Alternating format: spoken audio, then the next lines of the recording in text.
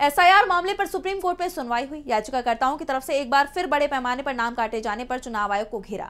साथ ही दूसरे राज्यों में होने वाली प्रक्रिया को लेकर भी सवाल खड़े किए गए, जिस पर जस्टिस सूर्यकांत और जस्टिस जॉय माल्या बागची की पीठ ने बड़ा आदेश जारी किया। तो क्या है वो आदेश जिससे मुश्किल में घिरता दिखाई दे रहा है चुनाव आयोग, जानेंगे इस रिपोर्ट में। बिहार में वोटर लिस्ट के विशेष गहन पुनरीक्षण यानी एसआईआर के बाद लाखों लोगों के नाम काटे जाने के मामले में सुप्रीम कोर्ट ने एक बड़ा अंतरिम आदेश दिया है। अदालत ने साफ कर दिया है कि किसी भी नागरिक को उसके मताधिकार से वंचित नहीं किया जा सकता। जस्टिस सूर्यकांत और जस्टिस जॉय माल्या बागची की पीठ ने आदेश दिया कि मतदाता सूची से बाहर किए गए वोटरों को उनके निष्कासन के खिलाफ अपील दायर करने के लिए मुफ्त कानूनी मदद सुनिश्चित की जाए। पीठ ने कहा, कोर्ट ने बिहार राज्य विधिक सेवा प्राधिकरण यानी SLA से आज ही सभी जिला विधिक सेवा प्राधिकरणों यानी DLSA को निर्देश भेजने को कहा है। ये निर्देश उन वंचित लोगों की मदद के लिए हैं जो अपील दायर करना चाहते हैं। इस मदद के लिए पैरा लीगल वॉलंटियर्स यानी कि PLV और मुफ्त कानूनी सहायता वकील तुरंत उपलब्ध कराए जाएं। DLSA सचिवों को तुरंत हर गांव में PLV के मोबाइल नंबर और पूरी जानकारी फिर से अधिसूचित करने का निर्देश दिया गया। PLV बूथ लेवल अधिकारियों से संपर्क करेंगे, हटाए गए लोगों की जानकारी जमा करेंगे और उनके घर जाकर उन्हें अपील के अधिकार के बारे में बताएंगे।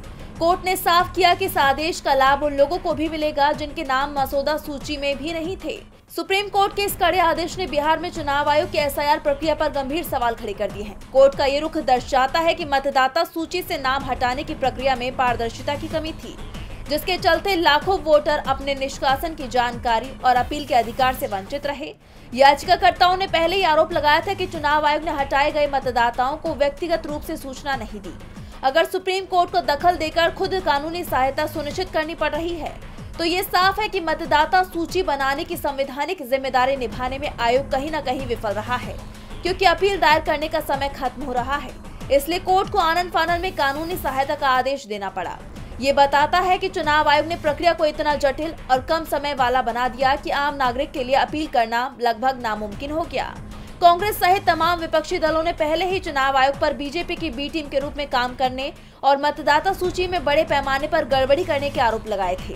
सुप्रीम कोर्ट का यह हस्तक्षेप इन आरोपों को बल दे रहा है और अब इस मुद्दे को लेकर चुनाव आयोग और ज्यादा दबाव में दिखाई दे रहा है। अब इस मामले की अगली सुनवाई 16 अक्टूबर को होगी, जिस पर सबकी निगाहें टिकी हुई हैं। DB लाइव की रिपोर्ट।